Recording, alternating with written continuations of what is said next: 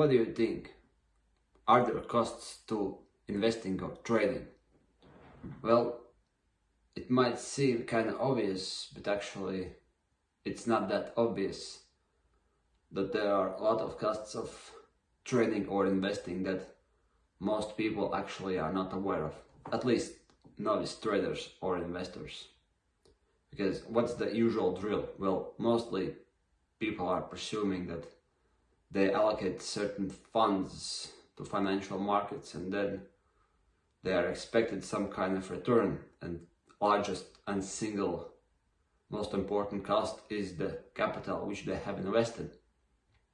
And maybe there are some commissions and whatnot, but people are not trying to make big deal out of that and actually they then don't actually pay much attention to that. But those small costs are actually very important and they have profound impact on your long-term performance.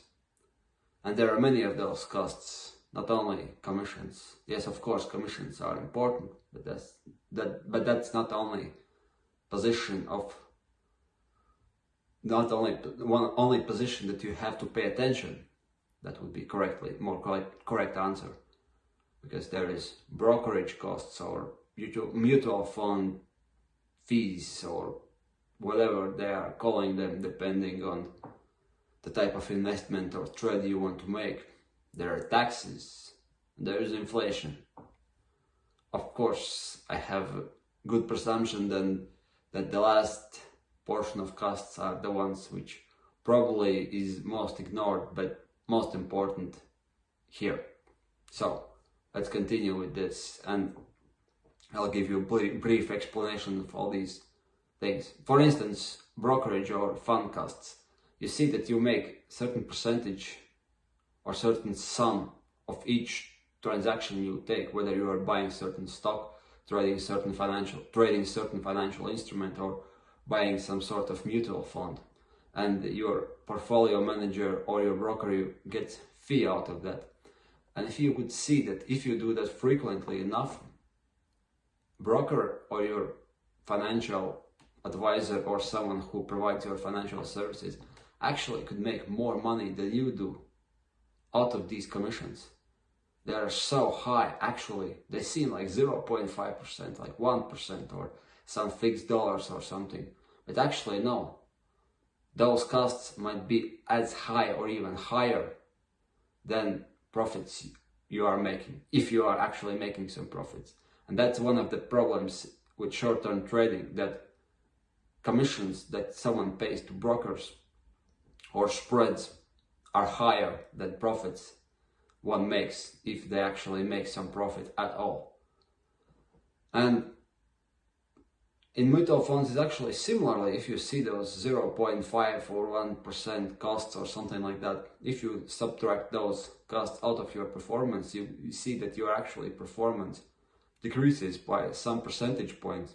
And if you are making like 5% a year and you have to pay 1% for your broker, calculate how much that increase will be in like 5 years or 10 years time in compounded growth. You will see that you will make several times less money if you are making frequent transactions and paying high costs to your financial advisor than if you are paying substantially less. That's one of the great advantages, for instance, to low cost ETFs and index funds opposed to mutual fund managers, which are receiving some fee for active trade management, which actually doesn't mean nothing but give profit commissions to fund managers. That's one small example. Second example is taxes, of course. Now, depending how you structure your investments and what's your tax regime, taxes typically take off a large cut of your earnings, like 20-30%. Sometimes more if you are living in countries which have progressive taxes and if you are incorporated as individual rather than company.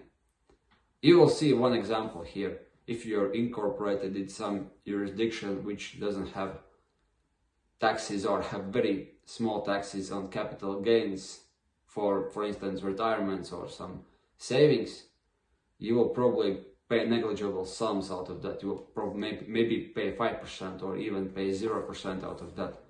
But if you take the same investing approach, same performance, same everything, and you have to pay like 40% of the performance, well, you could do the math here yourselves. You could see that in like 5 years' time, those taxes, if you have to pay them, will significantly eat any of your savings or investments. So this is the huge deal. But actually, many people are more aware of this issue than they are with brokerage and fund commissions. So, but still, it's important to be aware of that and the impact that you have on the correct tax regime on your investments. And third thing, of course, is inflation.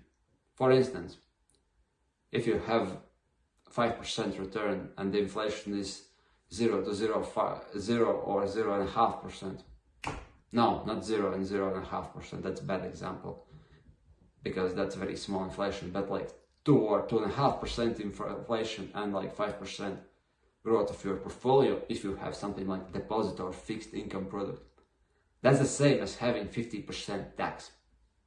Like if you are making 5% and you have 50% tax, you'll give that 2.5% away, right? Pretty obvious. But if you have 5% gain and you have 2.5% inflation, your purchasing value of your returns are decreasing by 50%. So effectively, it's the same thing. So that's really, really, really important. And if you are calculating any kind of investments, whatever you are trading, investing in some businesses, whatever, those three positions are extremely important. How much you are making and paying to your brokers, financial advisors, mutual fund managers, whatever, what are actual costs for that? How much are real returns by subtracting inflation, and then how much taxes and when you have to pay that, and then you will see real return.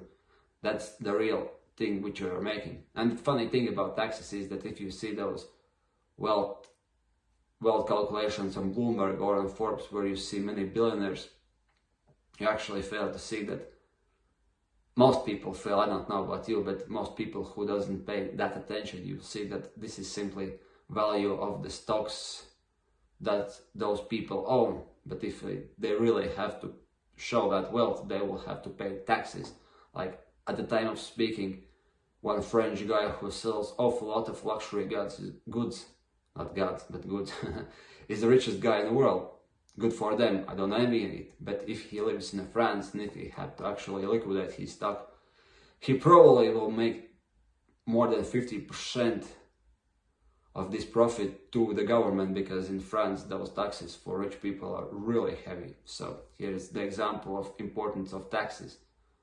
And yes, I hope I give you quite a good insight into how real returns have to be calculated and what are the importance of these positions. Now, of course, this wouldn't explain all the details and all the nuances, because it's impossible for this video to do that, but I had tried for you to open eyes, and I hope I did so. And in following videos I probably will be addressing a couple of these issues, because it's really important to understand them into context of long-term growth of the capital, because that's how you make money. You're compounding your capital by having good returns, which you are then reinvesting. And if something like bad tax regime or high brokerage costs or no inflation, you cannot exclude inflation, you cannot ignore inflation, you cannot avoid inflation, but you can avoid other of those factors. And if you do know how to do that, your capital in long term could grow significantly. That's what I wanted you to learn from this video, is understand long-term impact of small costs. And we will probably see a couple of examples in some of my later videos. And with that said, stay tuned, make sure you are following me, and bye.